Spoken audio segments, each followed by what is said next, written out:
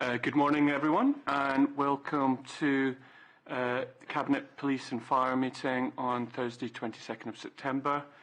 First of all, I'd really like to welcome everyone for our first in-person meeting. Obviously, I wasn't here previously, but of the Cabinet Police and Fire for, was it 2.5 years? So that's great to have everyone on board, and it makes a big difference actually, meet people face to face. Hopefully you found it valuable as well. I'm very conscious of your time, and we really appreciate your time to come here and to present your reports today. So thank you very much for that. So in terms of the business, apologies for absence. Sharon? Yes, we've got apologies from Councillors Anderson, Devlin and Wallace.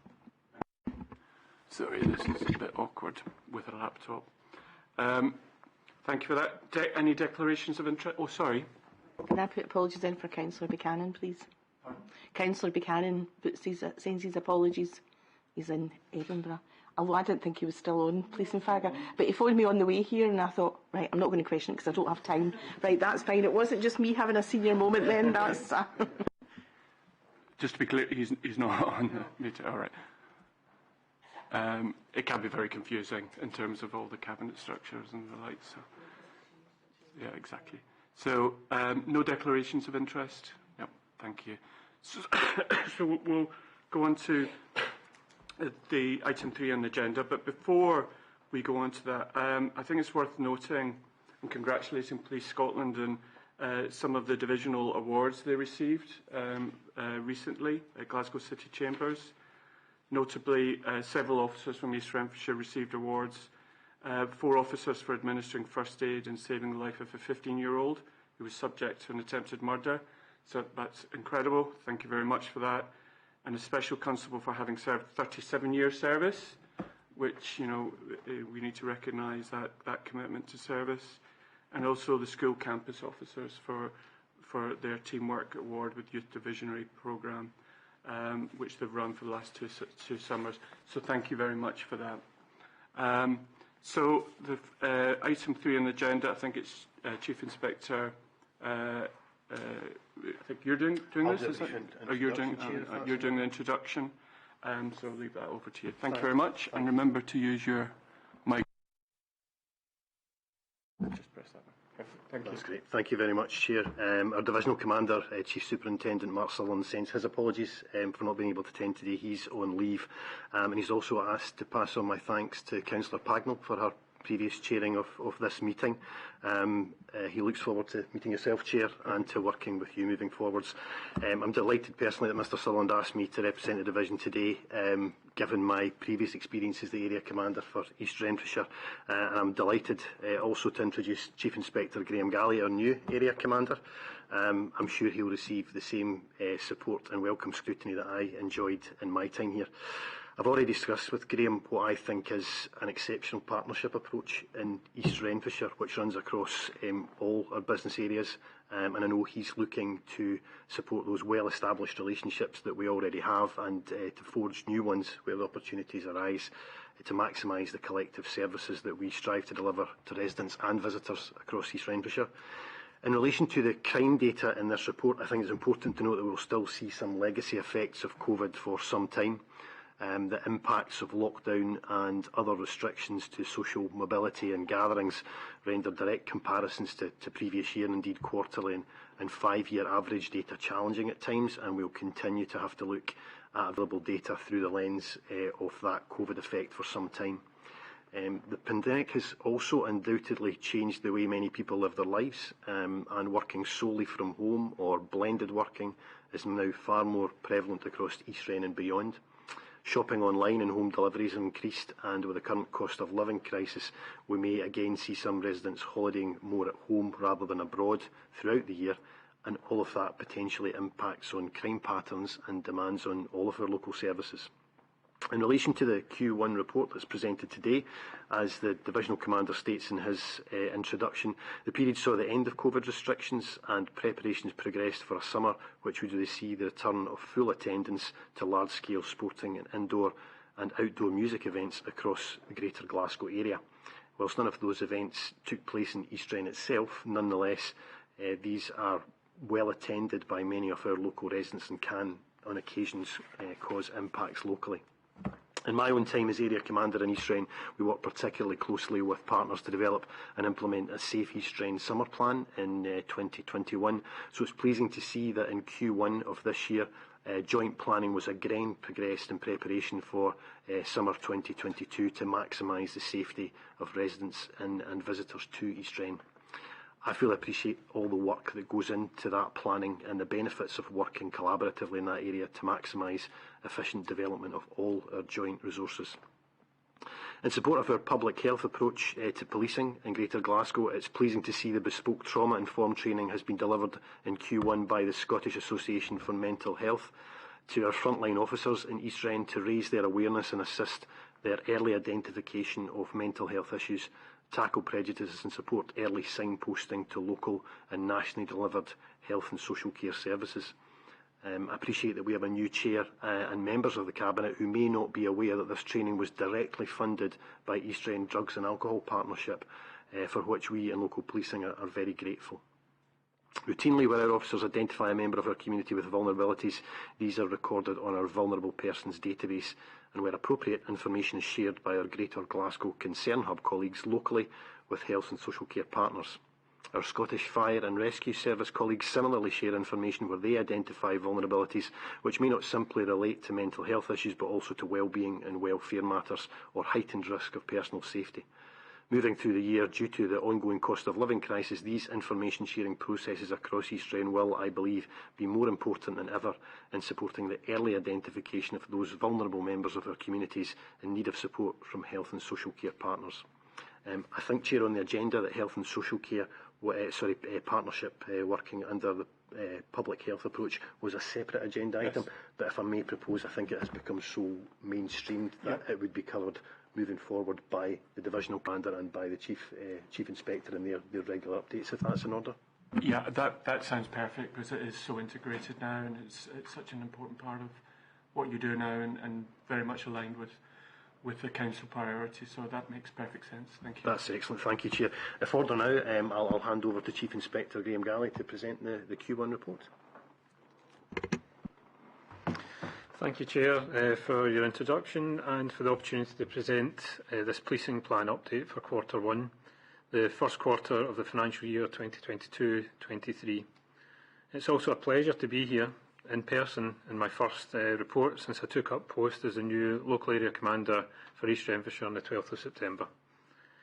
This report is our opportunity to update you on our progress in delivering our East Renfrewshire policing plan for 2020-2023.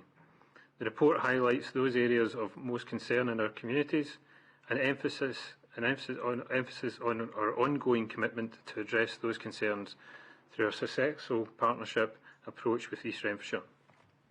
As Superintendent Gray has highlighted, effective partnership working has been evident through this quarter, from the summer safety campaign, which delivered for all, to our bespoke projects such as I Am Me, which supports vulnerable groups within our communities. Through projects like these, Police Scotland and our partners continue to deliver for the people of East Renfrewshire. Whilst the tragic death of Her Majesty the Queen took place after this quarter, I would also like to take the opportunity to say how proud I am that our officers from East Renfrewshire were instrumental in the successful delivery of the subsequent policing operation. During this intense period of policing, we also maintained a high level of service delivery to the people of East Renfrewshire. This can only be achieved through hard work and the dedication of our officers. This report highlights challenges, positive outcomes, and a range of good work carried out by our officers in the first quarter of this year. I'll turn firstly to acquisitive crime. 10 crimes relating to homes being broken into, that includes attempts, have been recorded during Q1, 28.6% lower than the same period last year. This is still well below the 5-year average figure, with a reduction of 47.4%. Overall, crimes of dishonesty in Q1 this year were 30.7% higher than the same period last year and 10.4% higher than the 5-year average figure.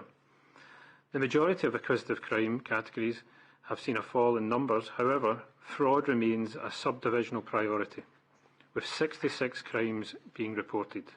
That's one less than the same period last year. Online fraud is without doubt a significant part of what we are tackling. As people have moved more and more to online lifestyles, the opportunities for criminality has also grown. Working with our partners to ensure the banking protocol protects customers is an important tool in dealing with fraud. Whilst Greater Glasgow Division has a dedicated economic crime and financial investigation unit who deal with high-value frauds, I also want to highlight the good work done locally.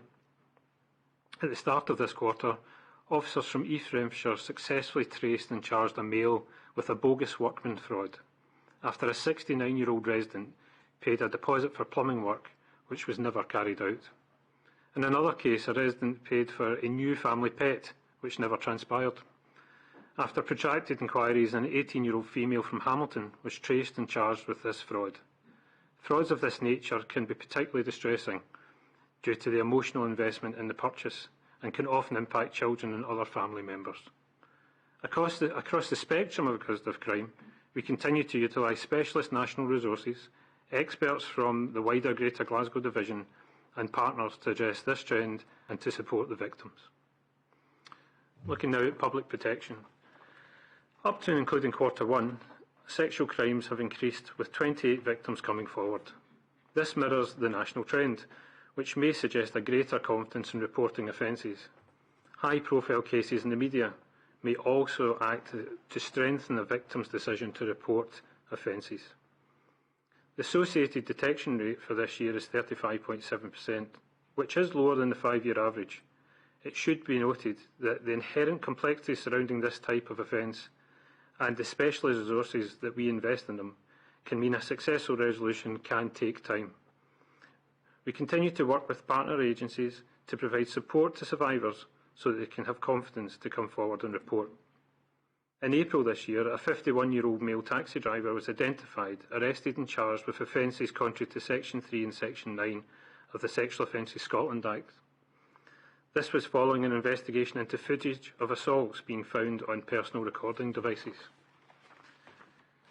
In June, diligent work by the initial responding officers and the Sexual Harm and Exploitation Unit resulted in 2 males aged 19 and 32 being identified and arrested after they had approached a 14-year-old schoolgirl and made inappropriate comments.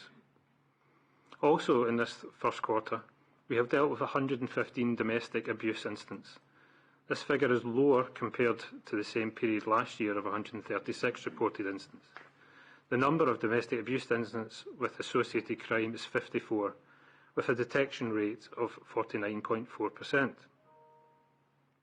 Many domestic reports to the police can be the result of an argument or disagreement over child custody or property ownership. Whilst these in most cases do not constitute a criminal offence, it is important that we attend and treat each case with the same rigour and professionalism expected. In addition, whilst not all domestic abuse crimes involve physical violence, patterns of escalation and behaviour within abusive relationships are recognised by us. We place a high priority on investigating and detecting all criminal conduct related to domestic abuse, as this has a potential to prevent repeat offending and potentially more serious and/or more violent crime. In addition to this, Inspector Michelle Grant, who is with me today, is the co-chair of the Violence Against Women and Girls Group and is coordinating a multi-agency approach to reducing domestic abuse. Michelle has engaged in external training offered by colleagues in East Renfrewshire, HSCP, Learning and Development, and is working closely with partners to better inform frontline officers in their investigations and approach to the survivors experiencing domestic abuse. Now looking at drug dealing and misuse. Within East Renfrewshire, we continue to target the unlawful supply of controlled drugs in our communities. This is in line with our public health approach to policing to protect the most vulnerable in our society. In this quarter, we have recorded 37 drug-related offences. That's 36.2% fewer than last year and 47% fewer than the 5-year average. Our detection rate remains extremely high at 94.9%, which is higher than last year and the 5-year average. We continue to work proactively in East Renfrewshire, and with the gathering and development of intelligence being vitally important. The intelligence allows us to target activities through dedicated drugs action plans involving targeting criminals and signposting users to support available from our partners. In June this year, officers acting upon intelligence of drug dealing executed a warrant at a property within the Neilson area. A significant cannabis cultivation was located, as well as 2 males aged 34 and 41 years of age, who were subsequently arrested and charged before appearing at Paisley Sheriff Court. During this quarter, our local problem solving team and campus officers acting upon intelligence from the community identified an insecure and unused garage near a school. This garage had evidence of it being potentially used for taking drugs. The owner was identified by our teams and the garage secured. Campus officers thereafter embarked on an education programme with all year groups within East Renfrewshire schools regarding the dangers and risks around the use of drugs and age-restricted products. Looking now at violent crime. With a population of almost 100,000, we have only recorded 3 serious assaults. This is less than the same period last year and the 5-year average. The detection rate is sitting at 50% over the 3-year average, which is less than last year and the 5-year average. However, investigations are still ongoing. 1 crime of attempt murder was recorded in this period. Reports of robberies have increased to 5, which is 3 more than the period last year. Detection rate is 80% and investigations continue, as well as support to our victims. Assaults on emergency workers remains low at 9, with a 100% detection rate. All incidents are scrutinised daily, particularly those which have the greatest impact on victims and communities, to ensure that we identify, progress investigations and inquiries effectively using all local and specialist resources. In May this year, a 64-year-old male was within his vehicle in Barrhead when he was approached by 3 unknown males who presented weapons and threatened him with violence. Significant inquiries carried out by East Renfrewshire officers in conjunction with our colleagues in the Criminal Investigation Unit resulted in 3 males aged 16 being identified, arrested and charged. Now looking at antisocial behaviour and disorder. We continue to see reductions in calls regarding antisocial behaviour compared to last year. Calls classified as a public nuisance are down 49%, and noise complaints down by 3% compared to 2021-22. Our continued collaboration with our partners in identifying opportunities to tackle all forms of antisocial behaviour is making a positive impact.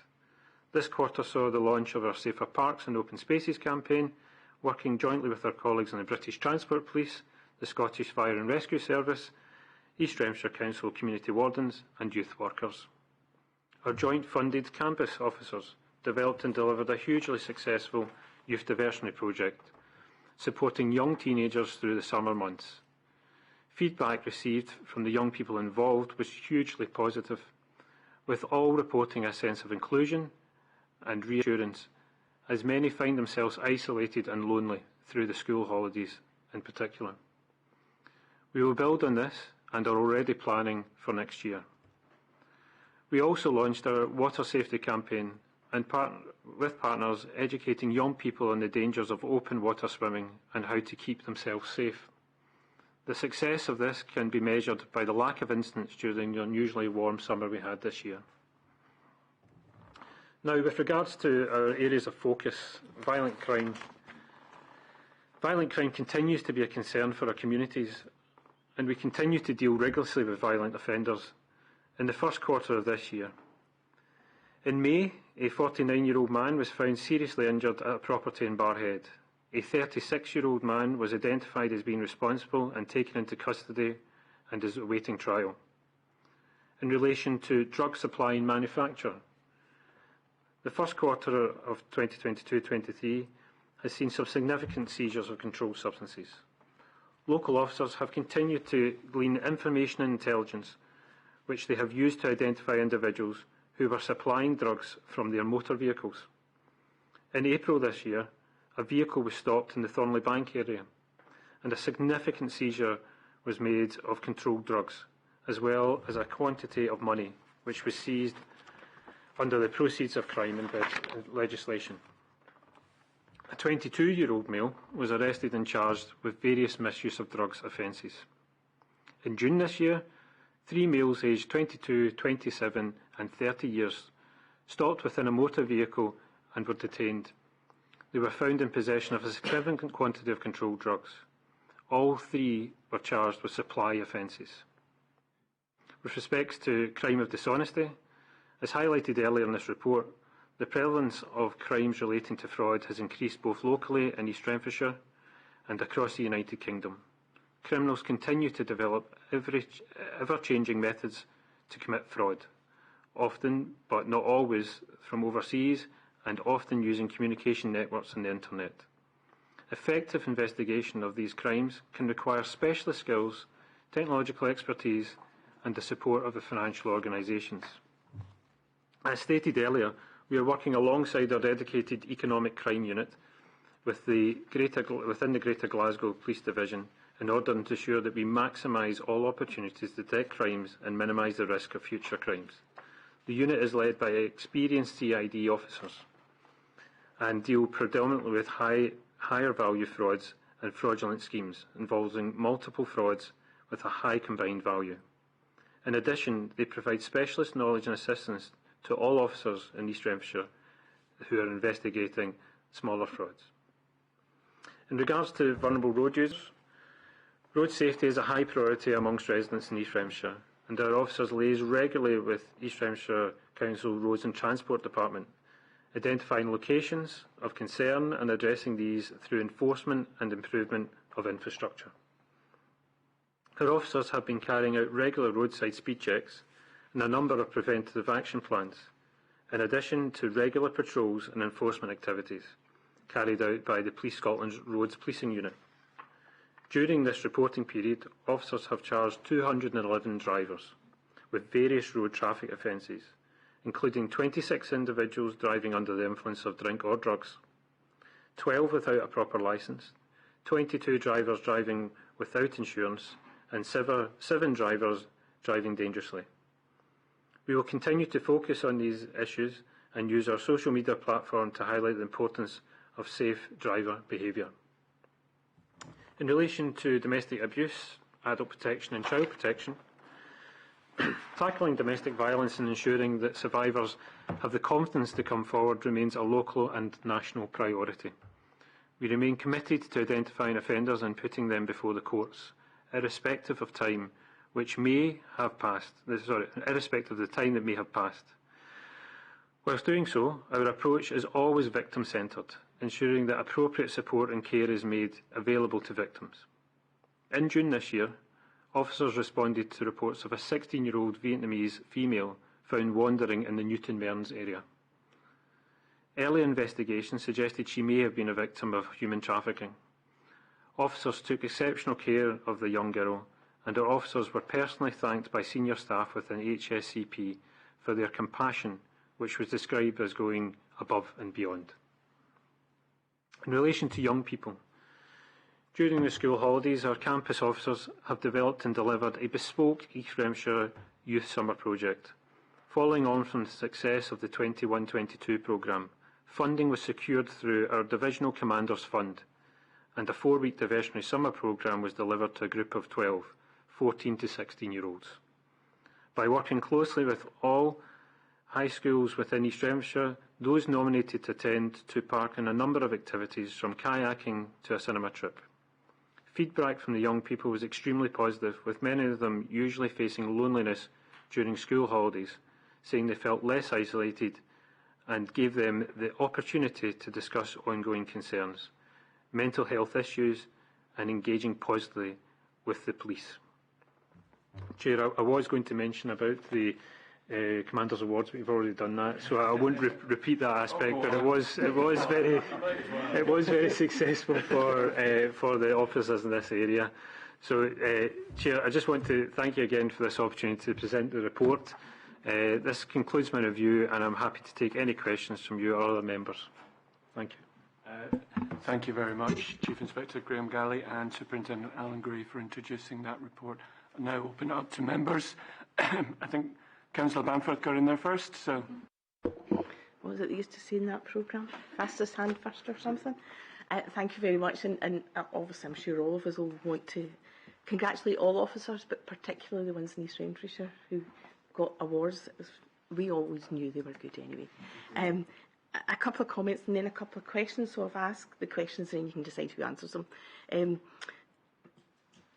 The first thing is, I think we have to remember, I mean, one of the things that's mentioned in there is public nuisance are down by 40%. I think we need to, 49%. I think we need to remember that comparison with last year is a bit unusual in that, maybe more people were phoning and complaining about things because we were in and out of lockdown so much, but it's still a good statistic. The only statistic that I don't like going down, and I'll be going on about this again, is the violence against women, because I think it's so important that we encourage women and anyone, not just women, but anyone who's a subject of any kind of violence to come forward. And it does get a bit complicated because I understand your stats are only on based on the threshold of what constitutes a crime, whereas, in the HSCP we see much higher numbers, like Women's Aid this year, 52% increase, which doesn't quite tie in with what you're saying, but I understand it's kind of not quite comparing apples and pears, but there are slight differences. But I'm delighted that Inspector Grant is doing all the training and safing together and all these things, because it's so important that we continue to hammer home what constitutes, coercive and controlling behaviour and things like that, because people, if they don't see violence, they tend not to realise that actually there are many forms. So I'm delighted that that's in there.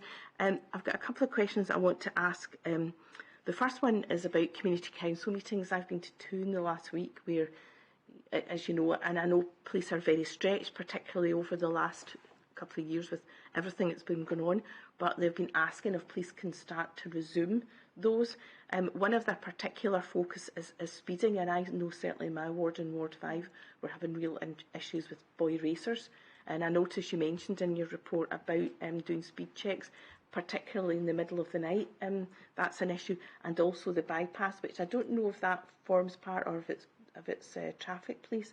What we're finding is, and it has been reported, and I've reported to our roads, who will speak to the police about farm vehicles going on the bypass, coming off and going on the bypass because it's quicker that way, which obviously can be dangerous as well with these vehicles, which I believe aren't allowed to go in the bypass. So that's my first question. My second question is, I understand all the collaborative work that goes on, and it's so good, particularly up at the picket law, up at the reservoir. And I know yourselves and Strathclyde Fire and Rescue do a lot of work around keeping young people safe, for which we're all very thankful. But there is other issues up at the picket law, not just around the water, particularly around crops being damaged, animals being disturbed, and farmers have been in touch with me to complain about that, about the right to roam, which I don't think includes the right to destroy people's crops, but they have been on complaining about that, I believe. And I know it's difficult for the council because that's not strictly speaking council property, because it's Scottish Water up there, and then the farms belong to individuals, but it does seem to be an increasingly and more difficult issue around vandalism and young folk up and starting fires and things and damaging crops. So if I think Inspector Grant was speaking to one of our officers, or there was going to be a meeting recently, and that was one of the things that we're going to go into. So I would appreciate an update at that whenever that's available. And my last question, you'll be glad to hear, is about Maidenhill. Now, I know we all know, as an insurance loss adjuster in a previous life, I know when it comes to brand new housing estates, there are often quite a lot of burglaries and things, because there's lots of people who wouldn't normally be walking about. Most of us would recognise, or we would want to see strangers, but if you've got lots of tradesmen and vans, tradeswomen as well, shouldn't just target men, and vans and things, so there are quite often people wandering around that nobody would question, but I understand there have been quite a few instances, both during the day and night, of properties being broken into or attempted break-ins up in Maidenhill. So I would appreciate any kind of information you have on if you are continuing to do any further patrols, because I did ask about 6 months ago, and I know the council wardens were doing extra patrols and things, just to give me an update on what's happening there. So sorry if that's a bit long-winded, but if you want me to repeat what the 3 questions were, I will. No, if in order, Councillor and Chair, I'd probably propose I'd cover the kind of a couple of the first issues and pass some of the local stuff on to Graham and Michelle. Certainly, you're absolutely right, Councillor, in terms of the antisocial behaviour. As I said, we have to exercise some caution around the data in the report.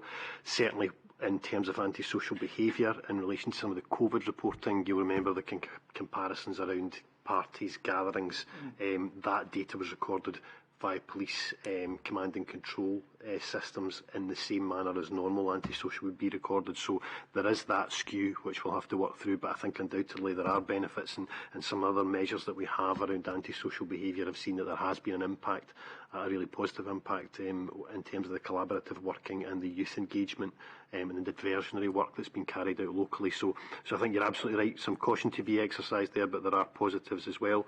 I think in terms of the crimes against women, violent crime, I think obviously when sexual offences have increased, albeit small numbers, I think that's the thing, we have small numbers, so when we look at a kind of 30% rise, it's actually a kind of relatively small number that affects that skew.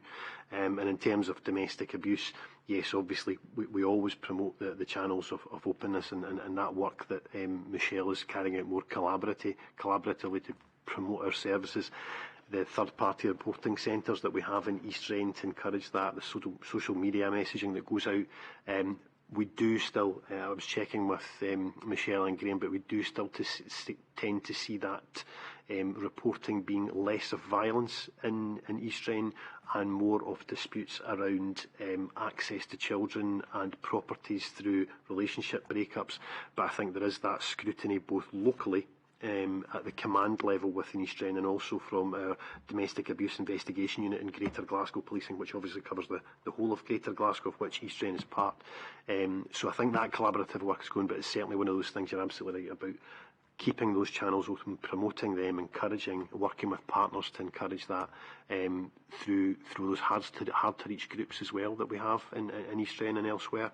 But it's certainly something that we never take the eye off the ball with, and support of councillors in promoting that, and through any of those other partner agencies, third party as well, is appreciated. In terms of Graham and Michelle will pick up, obviously, in terms, I'm sure they'll support the community council meetings that you're referring to, and the speeding, the collaborative work around picket law. Yes, I see Alan Cuffy's online today, and Alan was certainly hugely supportive when we worked together in East Rand, and we do have good relations now through that Safe East Rand group with Scottish Water, which probably weren't in place as well before. So that is another route, and certainly there are other colleagues that we can call upon and link in with around the farmers and the farmland, the issues that you're talking about there. So again, those can be picked up locally. You're absolutely right as well in terms of new builds and the problems that they create, but I think there's potentially some work around social media that we could do through press as well in terms of publicising awareness. We always tend to have those issues with new builds as well. There are also issues in terms of the registering of those addresses, which sometimes means that they are not on the gazetteer system for all control centres, be it police, fire or ambulance, in terms of dispatching resources, because they won't gas as a postcode, so that can be a challenge as well. But certainly raising awareness will definitely improve in that area. But I can certainly pass those local issues over to Graham and come back any further questions you have for myself. Thank you, Superintendent. Thank you, Councillor. I'll talk about a couple of the issues that you've raised there, and then I'll pass over to Michelle. Obviously, only being here 2 weeks, my historical knowledge is quite limited in terms of what's taking place, although Michelle has been trying to bring me up to speed in most aspects. I suppose firstly in relation to the community council meetings, I'm a strong advocate of face-to-face meetings and our officers being there in the community and being part of those meetings. That's how we get the feedback from our residents, and that's how we can best act upon it. So I can give you my guarantee that where possible we will definitely have officers attend these community council meetings. The second aspect is probably in relation to the speeding. that you mentioned earlier on. I can tell you this morning we've actually got officers out and doing speeding enforcement within East Renfrewshire today. It's one of their priorities. It's one of the areas we look to target. The issue surrounding the farm vehicles is one that I wasn't aware of, but I'll definitely be taking that back unless Michelle's got any additional information about that, and we'll look into it and we'll come back to you in relation to that aspect of it. I'd like to hand over to Michelle then to talk in relation to the other areas of the reservoir, crops being damaged and Maidenhill. Thanks, Chief Inspector. Thanks, Councillor Banford. So in relation, just I'll touch on the domestic abuse. So 16 days of action are going to be in November. So I'm working closely with Janice Thompson and we'll roll out something to East Renfrewshire officers. And it's just about building their knowledge and confidence in dealing with domestic abuse and recognising signs and improving detection rates and investigative skills. So that's a work in progress, and it's actually been very good working with Janice and the team there. In relation to picket law, Gordon Sweeney, our local problem solving sergeant, he's leading on that with Scottish Water and the Fire Service, and he's preparing what's called a MARIG, a multi-agency incident response guide, and hopefully that will put us in a good position that if there is anything at the reservoir, then there's that local knowledge and that protocol in place for quick deployment of all resources. With regards to the associated antisocial behaviour, I will look into that and I will take that back to Gordon and his team as well, because you quite rightly say it's not all about the water, it's about the land and it's about the impact that it has on the community around there. And we will take that forward and see what we can put in place as we enter the winter months. The weather is changing, but notwithstanding, it still brings people out. And in relation to speeding, in June, during this period, we had the benefit of having our road policing officers dedicated within East Renfrewshire at specific spots of concern. So they were here within the month of June targeting antisocial behaviour and sort of road policing issues. And I will link in again with them specifically for that bypass. And as the Chief Inspector said, if you do have area information, pass that on, and also encourage your constituents to contact us. They can contact me direct and we'll take that on board and see where we can put some measures in place to mitigate that.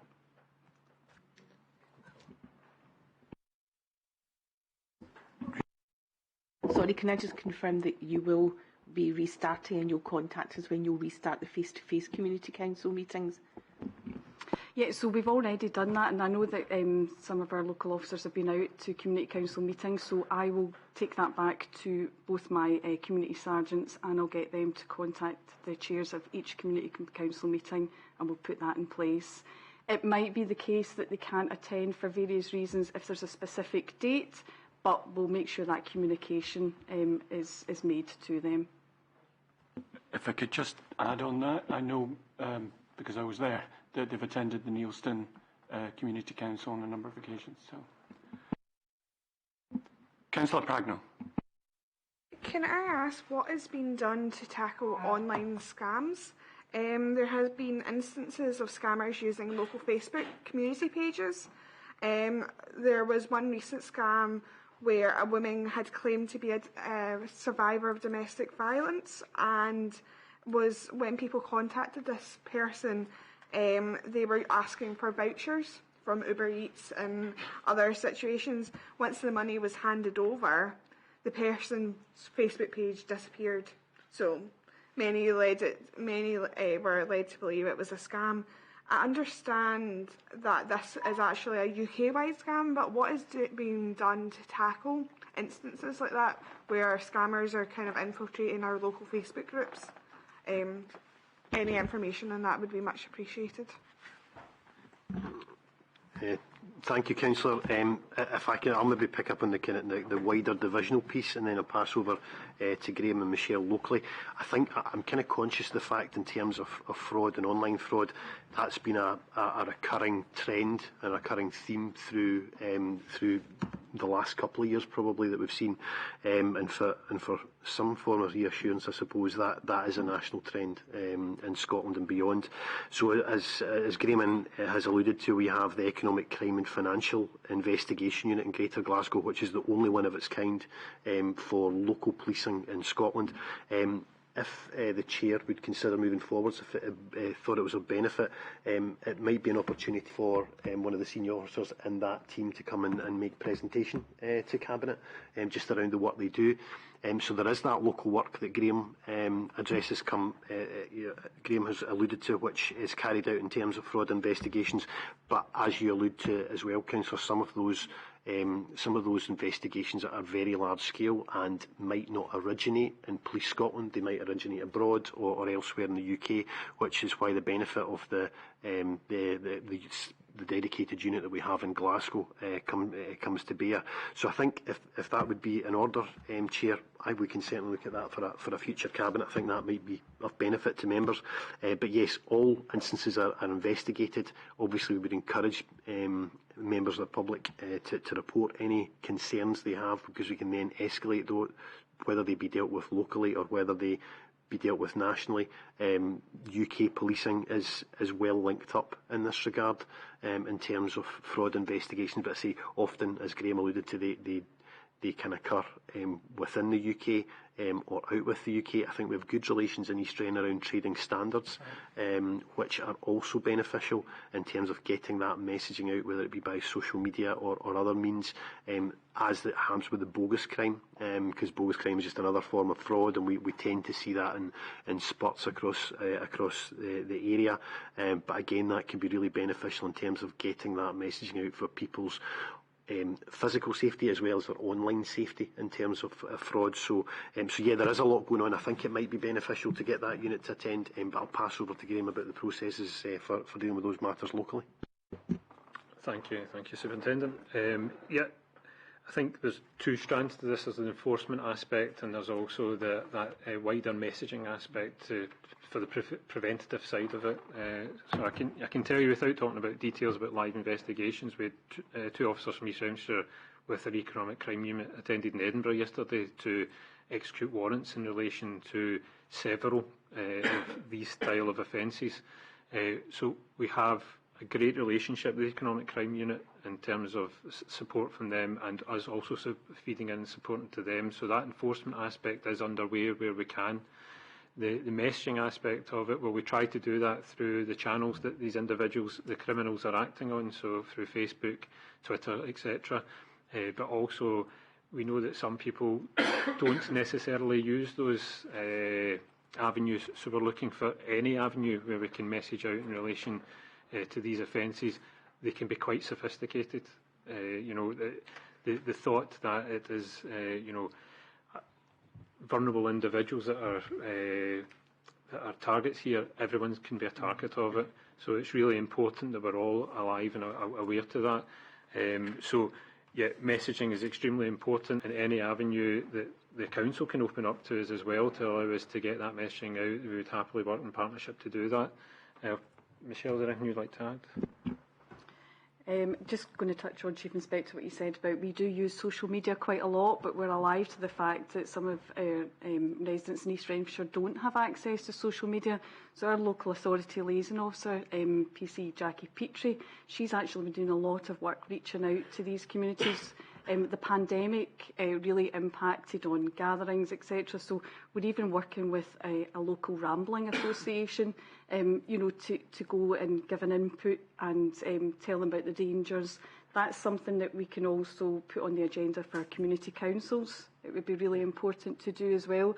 So we're even going to church coffee mornings everywhere that we think that we can reach out to members of the community to pass that messaging, because as the Chief Inspector said, it's people who are becoming victims who wouldn't ordinarily be a victim because they are so good. So it's about putting that messaging out. So there's a whole range of things that we are doing, not just social media as well. Happy with that? Thanks to Superintendent Gray's offer of a presentation. I think that makes a lot of sense. I think all members are very conscious of the impact on these types of behaviours on and raising fear within the population, which is not good for anyone. I wonder if it would be helpful to make sure that's coordinated with trading standards and what we do here, because they're obviously doing a lot of stuff as well. And I think the visibility of what you're doing combined and how you coordinate would be very helpful for members, and also how do we then publicise those efforts better to the population at large would be most welcome. Thanks, Chair. And just actually, I should have said that Jackie is working with trading standards from East Ramshire, and a number of inputs to local officers have already been done to recognise when they go out to certain calls, the awareness, and to record that and to work closely. So that would tie in very well with what the suggestion of Superintendent Gray. Thanks very much for that. And obviously, clearly, the volumes of attempts are just astronomical at the moment, and they're not going to go down. So we need to be very aware. Councillor Bamford. Thank you. Just, I obviously welcome that both leader and yourself, Superintendent, are happy to do that. But you mentioned doing it a presentation to Cabinet. Cabinet there's only 4 members of Cabinet in East Renfrewshire. So what I'm asking is, would you do it in front of full council? Quite often we would have, in the days before COVID, we would quite often have presentations, either health presentations, police. I think we had the CEOP, talked about the child exploitation and things like that before a council meeting in the evening, and I think you're going to get a bigger audience then. But I also welcome Inspector Grant's suggestion about community councils, because we sometimes had that as well. I think it was I was going to say constable, but he's probably an inspector or something now. Eaglesome and Mike Morgenthaler, who I think is now retired, would sometimes come to the community councils and speak about various things that were generally like fraud, that all community councils felt it was important, but also other ones like Picket Lawn Farms, to Eaglesome and Waterfoot. So they did some that were particular to particular community councils, and some that were, everyone would be interested in. But I understand police time can be a bit limited in that respect. So I would welcome, and I'm glad that both have agreed that we can do that, because it's good to get all the councillors here to be able to, and maybe they'll all turn up, especially if you give us scones. Thanks, Councillor Bamford. That's a really good suggestion. Louise, would you like to speak? Thanks. I'm not going to commit on video to scones, I'll be honest, but we'll see where we get to. We have just talked to the corporate management team this week about restarting the information and consultation sessions, which are the pre-council sessions. So usually they're about 5:30 on the night when we have a council meeting at 7, and we would invite partners along and councillors to come and listen to various presentations. So we've got one booked in for October, which is around citizens' advice, cost of living, money advice and rights team coming in. We talked about one for the December meeting, maybe around participatory budgeting, but we could come and go with that a wee bit. But we haven't got a programme set for beyond Christmas, so we'll happily talk to colleagues in police and also the council's prevention team and see if we can set something up as part of that programme. Thanks, Louise. I think that makes sense, and I thank Councillor Bamford for making that suggestion, because it's important that we have as big an audience to this as possible, so that we've got as large a message to get out to the population. So thank you for that. A couple of questions on the report, and thanks very much for that very comprehensive report. I know the sexual crime numbers in absolute terms is quite low, but detection rate is also quite low. What more do you think can be done to improve that detection rate? So as Graham alluded to, given the nature of those offences, the forensic capture that we have to carry out, that there are delays in terms of reportings of crime and detections, and that is just an unfortunate part of the process in terms of us having to go through laboratories, carry out fairly complicated investigations. So what we tend to find is that the detection rate will pick up as we go through the year, as those are captured. So we can even find that when it's the true figures aren't recorded until we're actually out of the financial reporting year till everything's picked up. So, but it's certainly something that's monitored. We have dedicated, again, moving into the resources we have in Greater Glasgow Policing Division. There are specialist units in terms of child abuse investigation unit, domestic abuse investigation unit, who will provide that additional layer of support beyond the local reporting and the initial reporting. And again, I suppose in that regard, I would highlight again the excellent joint working that we have in terms of joint interviews with local health and social care, which have been quite pioneering in East Renfrewshire. So that can cause a lag in those reporting, and that is replicated for reassurance across the other subdivisions within Greater Glasgow Division. Thanks for that. Can I just clarify how you calculate that number then? Is it a rolling 12-month period? How should we look at that, really? So we look at that, obviously we're reporting on a quarterly basis, reporting on Q1 just now. You should see that figure changing, and that will kind of roll on throughout the quarters till we get to the end of the financial year. But as I say, sometimes, particularly around those types of offences, serious assaults, more serious level crimes, we tend to find that there is that lag. So in all of those, we probably have to have a degree of caution that some of those offences might not be detected until without the financial year reported. They will still be updated, and retrospectively we'll be able to see that, but we will always have that slight lag, unfortunately. Thanks for that clarification. That's very helpful. The other question I had was really on the antisocial behaviour, and obviously that reduction is really to be welcomed. You've mentioned some of the initiatives. Do you think the Safer Parks and Open Spaces campaign contributed to that directly or indirectly? Certainly I'll pass over to Graham and Michelle, but definitely I think when we looked at, I know this is perhaps moving out of Q1, and we do have to have that degree of caution around the data on the basis of the reporting that was specifically COVID related.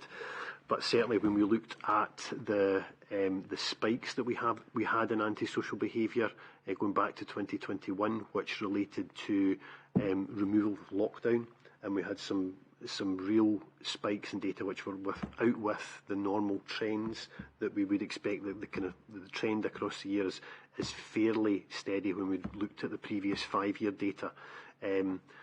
Pre-COVID, there were spikes that we had which were completely out of kilter and were obviously related or resulted in a lot of local reporting and media interest. So I think going back to 2021, when we saw that anticipation of more people being at home, holidaying at home, and the anticipated impact, I think undoubtedly it had a huge impact.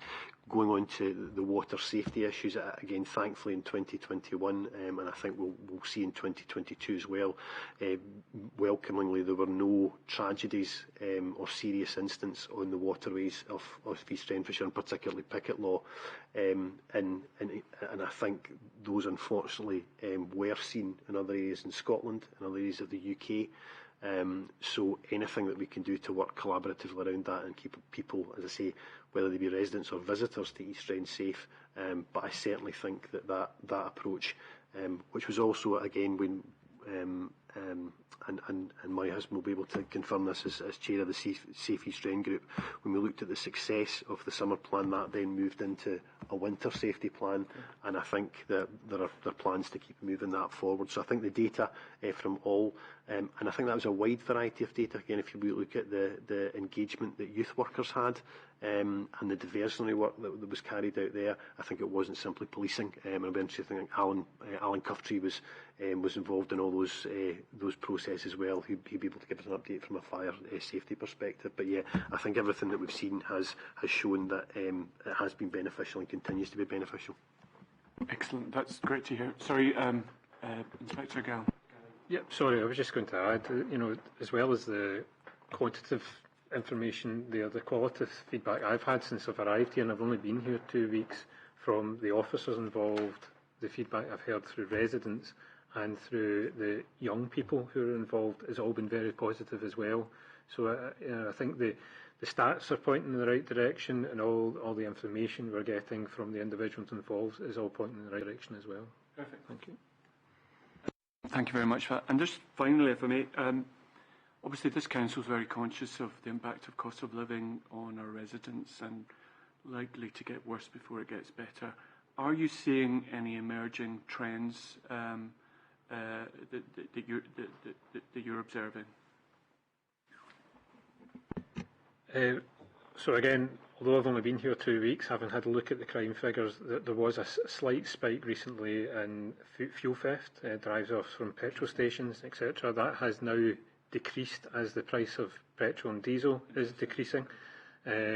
So we know there will be criminality, but there'll also be vulnerability there as well that we need to tackle. And we have our weekly GRIP meeting and working with East Gramsci Council in relation to identifying these vulnerable individuals. So it's not just about identifying people who are maybe within the mental health area. It's about identifying people who are on that borderline where the poverty gets so extreme that the effects on them is extremely significant. So we're alive to it.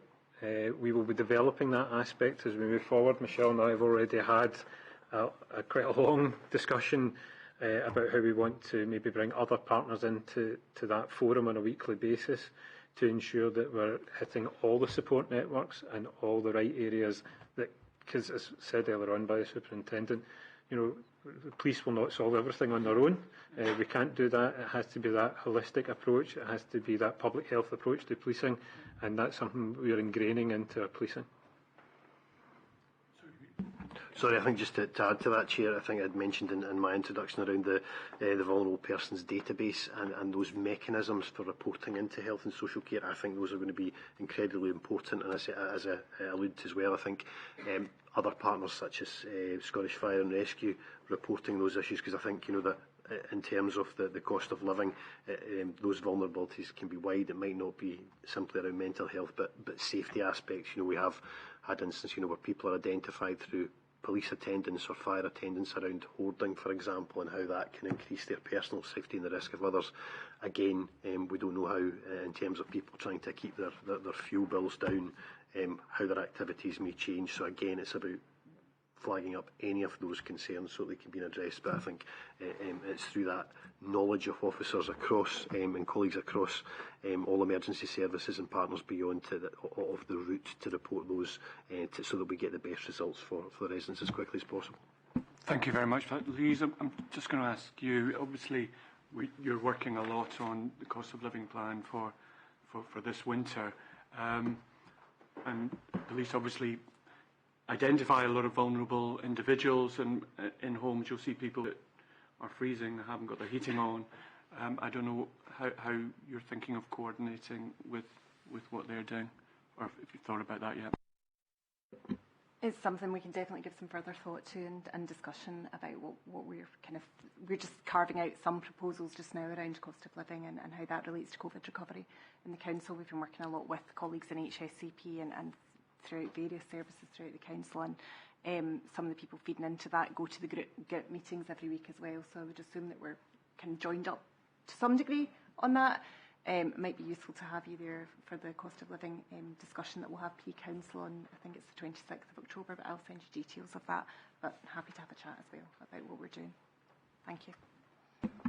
Well, thank you very much for that. So thank you to Chief Inspector Galley and Superintendent Alan Gray. And I think we can then move on to the next item. We note the reports, and I think we can move on to the next item on the agenda, which is item 5, Scottish Fire and Rescue Service. And this report will be delivered remotely by Group Commander Alan. I'm not going to pronounce your name properly. Is it Cochtry or Coftry? Cochtry. Yes. Right. Okay. Apologies for that. So thank you. Good morning, Chair. Good morning, everybody. Alan, nice to see you again as well. So, firstly, apologies. Area Commander David McCarry is on holiday just now, and I'm having to tie in remotely due to the fact that I'm currently running the area, so quite a lot going on at the moment. So, I'll just start with my report. So, once again, thanks for the opportunity to present our performance report for Q1. This is covering the period from the 1st of April to the 30th of June 2022. The report measures our performance against the key priorities within our local plan for East Renfrewshire and the challenges that we're encountering in achieving these priorities within our communities. It also highlights our continued commitment to address these challenges and the positive work carried out by the Scottish Fire and Rescue Service in conjunction with our partners to resolve them. As a service, we continue to make good progress in implementing our COVID recovery strategy, and we're applying business as usual where possible, whilst maintaining appropriate controls to keep our personnel safe and our property and fleet portfolio at maximum resilience to meet the needs of our communities. Chair, if I could just take a moment prior to starting my main report, I would like to highlight the recent introduction of a new co-located Scottish Ambulance Service response and training facility based at Clarkston Community Fire Station. The sharing of this facility at Clarkston commenced in October last year with 9 staff from Scottish Ambulance Service, 5 of them being paramedics and 4 technicians. It operates as a training and development station for Scottish Ambulance Service, and the official opening had to be postponed, so we just recently carried that out there.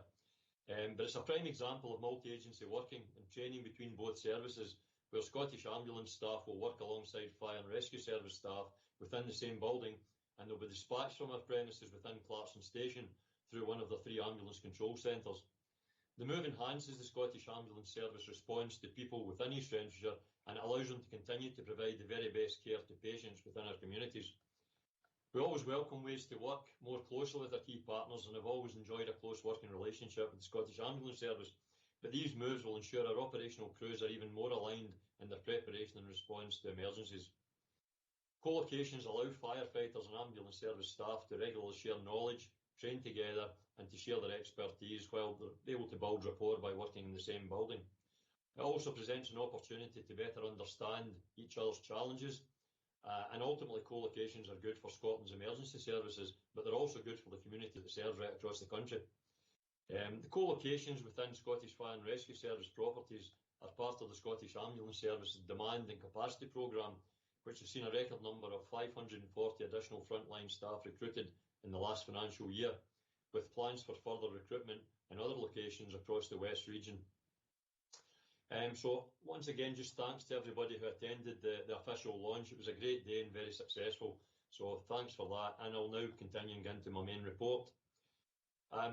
Firstly, I would like to look at and give you an overview of the activity and the equipment that was supplied during the Q1 reporting period. So our community action team carried out 25 community activities within this period, and our operational crews carried out 96 activities. We completed 170 home fire safety visits.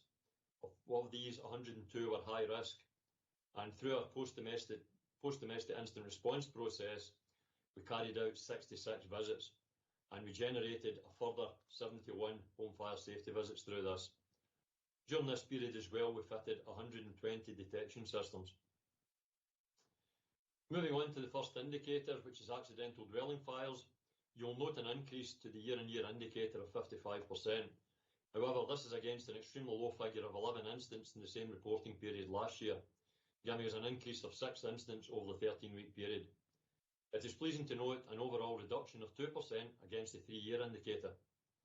Cooking is again the main contributor, accounting for over 76% of the activity. However, it is positive to note that detection was present in 94% of the premises, and the detection actuated in 100% of these, giving early warning. Once again, this confirms public awareness in relation to the importance of the installation and maintenance of fire detection within the home. To support reduction in this type of incident, our community action team are continuing to be actively involved in engaging with partners and prioritise high-risk home fire safety visits through our website and through partner referral, which are received through our reciprocal pathways, as we've spoken about earlier in the report. Our operational crews also continue to carry out targeted local initiatives, including leaflet drops and public engagement to identified areas where we have had more than one accidental dwelling fire. We also continue to deliver fire service experiential training to home carers within East Renfrewshire to assist in identifying individuals at risk within their homes. We know through our research and statistics that early identification and intervention gained through post-domestic incident response and partnership referral is driving this type of incident down. Moving on now to accidental dwelling fire casualties. It is disappointing to report that there has been a significant increase in both the year-on-year and 3-year indicators regarding accidental dwelling fire casualties. However, it should be noted again that this is extremely low figures against extremely low figures over the last 5 years. It is positive to note that early detection has proven to be crucial in reducing injuries sustained from dwelling fires. During this reporting period, our operational crews carried out 170 home fire safety visits, of which 102 were high risk, thus confirming we're continuing to gain access to the most vulnerable within our communities. It is also positive to note that our post-domestic incident response continues to be an extremely effective process by which to gain access to the most vulnerable. Our crews are engaging with occupants of the property involved at the incident, as well as the surrounding premises when they attend that incident, to ensure they have working smoke detection and to conduct a home fire safety check. Our fire crews in East Renfrewshire continue to have the highest attainment rate of this type of engagement in the whole of Scotland. Next, I will cover unintentional harm. It is pleasing to note that we have had no increase in the year-on-year indicator and have had a significant reduction on the 3-year marker for non-fire casualties. During this reporting period, our crews attended 4 road traffic collisions, one of which involved 3 casualties with serious injuries and who went to hospital, and the others having a total of 5 casualties suffering from minor injuries. Our community action team carried out a total of 25 multi-agency engagement activities across East Renfrewshire during this period, and they continue to focus on road safety campaigns, including promoting Road Safety Scotland, as well as currently engaging with local schools to deliver the Young Driver Initiative, which is an educational programme focusing on young and new drivers. It is again pleasing to note that during this period, which included a significant spell of warm weather and dry weather, we had no water-related incidents or casualties. This again proves the worth, as our colleagues have already mentioned, of the East Renfrewshire Water Safety Group and the benefits of our commitment to youth engagement. We have continued to develop our education and response model for this type of incident, and during this period we delivered water safety input to over 4,000 primary and secondary pupils in East Renfrewshire. Moving on now to deliberate fire setting. It's again pleasing to report a significant reduction of 58% in deliberate fire setting within the year-on-year indicator and an 18% reduction on the 3-year average, with the vast majority of these being secondary fires within grass and woodland during 2 periods of dry weather in April and June. Deliberate fire setting and fire-related antisocial behaviour continues to be a challenge for the Scottish Fire and Rescue Service. However, it is pleasing to note that our demand reduction strategy is having a positive impact in reducing activity in this area. Our community action team and operational crews continue to deliver our youth engagement initiatives to our schools, and our protection team provide advice to relevant premises and local businesses. As always, we continue to adopt a collaborative approach with our internal and external stakeholders, including Police Scotland and East Renfrewshire Council. Non-domestic fire safety is our next indicator, and again there has been a significant reduction in non-domestic fires in both the year-on-year indicator as well as the 3-year average. It is also pleasing to report that the majority were accidental, and firefighting action was only required at one of the incidents. The damage in the property affected was also minimal, with only heat and smoke damage. Of the 5 incidents we attended during this period, 4 were accidental and 1 was deliberate. The deliberate incident was vandalism to the roof of a primary school in Clarkston, with materials being ignited on the area of the roof that was affected. The other incidents were all accidental and included electrical faults within a domestic garage, faulty electrical equipment, and a bin accidentally set on fire within a school lab. And finally, unwanted fire alarm signals. It is disappointing to report a slight increase in unwanted fire alarm signals within both indicators, with the majority being within educational facilities, with the cause primarily being accidental, system faults and cooking, which highlights that the majority are avoidable and again are being caused by either human error or deliberate action. Human behaviour continues to drive this type of incident, and while we continue with our direct engagement through crews attending incidents and apply our phased reduction of appliances through our unwanted fire alarm signal strategy, the main contributors continue to be humans failing to follow procedures when testing alarms, deliberate activation of alarms, and poor housekeeping causing detector heads to become contaminated. The reduction of unwanted fire alarm signals continues to be a key priority within East Renfrewshire, and our unwanted fire alarm signal champions placed within each of our stations engage with the duty holder at every instant they attend to advise and support them by providing reduction guidance, and they also monitor activity daily and highlight areas of concern to our enforcement team to allow them to engage at the earliest opportunity to investigate the most appropriate solution, whether this be mechanical, whether it be staff training or replacement of equipment, or where it's deliberate, identify the cause and pursue through the appropriate channels. Chair, this concludes my report, and thank you again for the opportunity to present it, and I'm happy to take any questions you or any of the members of the Cabinet may have. Thank you very much for a comprehensive report. Members, any questions? Councillor Bampaf. Thank you, Chair. Just a couple of questions. Firstly, I know the numbers are tiny, but the household fires, are you expecting that to go back down due to the fact the new legislation with the interlinked alarms and wirelesses and things like that, the smoke detectors and heat detectors and everything people have now? Would you expect that to go back down, although it has been a slight increase? But again, I appreciate it's really tiny numbers, so a tiny number of a tiny number can still be a high percentage.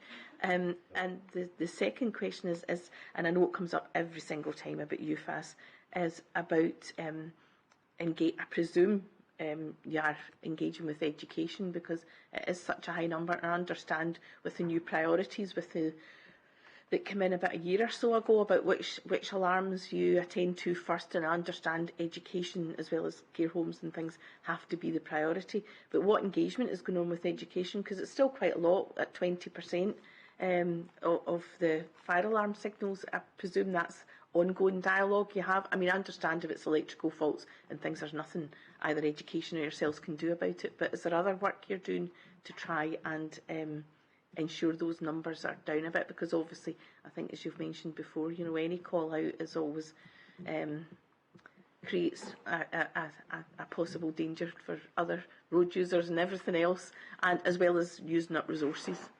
Thank you. Thank you, Councillor. So to go to your first question on domestic fires, having the new system fitted to premises is certainly an advantage, having a linked alarm. The benefit there is that if the alarm goes off in one part of the house, automatically links through to any other alarms that's fitted and sets them off once. So that's certainly an advantage there. However, given the fact that for the instance that we've had, 100% of the time the alarm actuation has already worked, so whether that be a linked alarm or existing alarms within the premises, we don't expect to see an increase in that. I think key to the reduction here is the collaborative approach, and as police colleagues mentioned earlier in the discussions, it's about gaining access to the premises, it's about identifying where the most vulnerable are, and that can only be done through, I think police quantified it very well earlier when they said that they can't do it alone. We're exactly the same. We need to be working with our partners, and that's through reciprocal referral pathways. So if partners are going into the house, we're currently working on a programme of that just now with Police Scotland, so as that there'll be referrals made straight through to ourselves. I think key to that as well is our fire service experiential training, which we provide to care workers.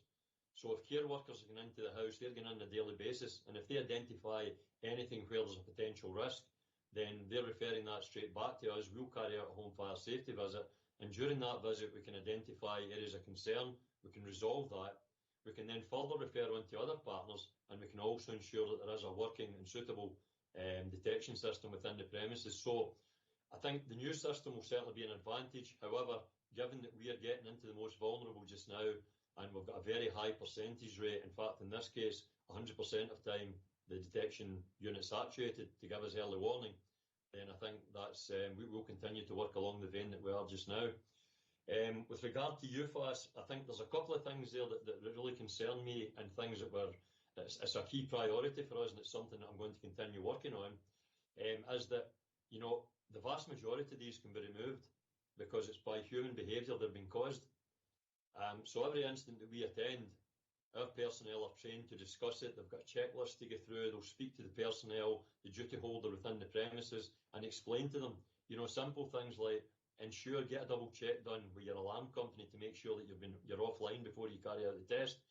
In a lot of these cases we're attending, and it puts our crews at risk and other people at risk by carrying out blue light journeys through the towns to attend these needless incidents. So we engage at the scene, and also for getting a continued attendance to these premises, which thankfully we're not.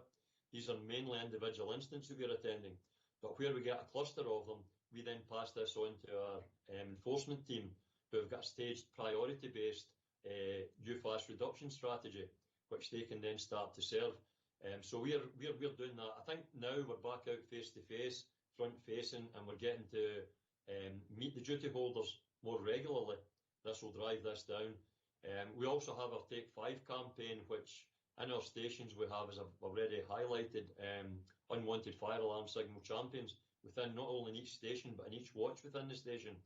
And when they come back, they will fill in a spreadsheet confirming they've provided the relevant advice, and they'll record that. The station commander for that area will then have an overview of that every week, and that in turn gives a double check of how many we've attended, and where we're getting an area where we've attended more than once, that will automatically be referred through to our enforcement team, who will then engage with them directly.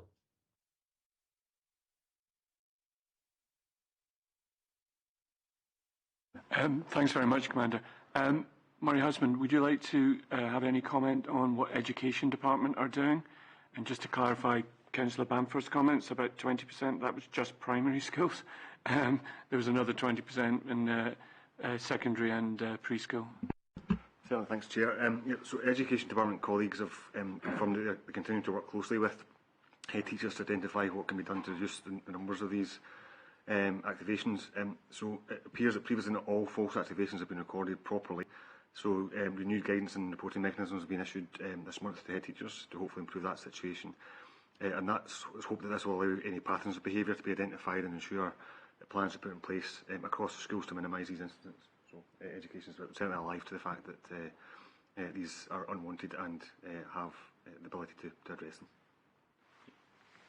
Thanks for that comment. Obviously, as Councillor Bamford said, this has been an ongoing issue for some time, and I know everyone's working hard to get this fixed, and we're just very conscious that we don't want to be wasting the fire service's time and resources on that, so it'd be good to see progress on this over time. So thank you very much.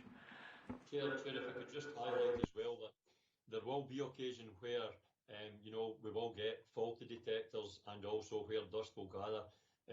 If we look at the premises involved, they have a considerable amount of detectors, and though we're having a high turnout to these, there are a small percentage of the detectors present within these premises, which is ultimately for safety.